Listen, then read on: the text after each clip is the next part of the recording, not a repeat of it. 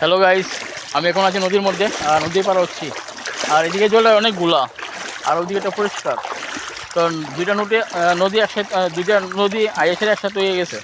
আর আমি ভাবছি আজকে একটু ঘুরবো, আনন্দ করবো, নদীর জল দেখবো। দেখেন কত সুন্দর নদী, কিন্তু মোবাইলটা যদি ফেরে থাকে না তুই সব আসিয়ে দেবো গা। তো সেটা কমো আর হ্যাঁ, রতনা কিছু করবেন তুমি?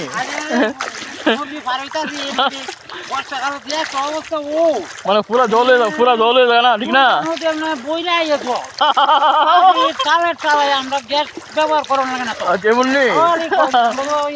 নদী লাগরি দিয়ে বুঝবে না। আচ্ছা আচ্ছা আচ্ছা বছর অনেক নদী লাগরি দিয়ে আমরা চলি। আচ্ছা আচ্ছা আচ্ছা কিনি না, গ্যাস তো খাওয়ানো বলে না, আচ্ছা। লাগরি দিয়ে চুলা বলে। আরে বাকি এদিকে বন্যার সময় সকলে লাগরি দিয়ে রাখে। এরা আমি প্যান্টেন বিজনেস সব তো বুঝবো নদী তো এরা কম বেশি হইবই, একদম সর্বনাশ। তো নদীর তো সব জায়গা সমান না। হ্যাঁ ঠিক আছে, কোন কানো বেশি কোন কানো কম আর কি। ঠিক আছে। হ্যাঁ হ্যাঁ।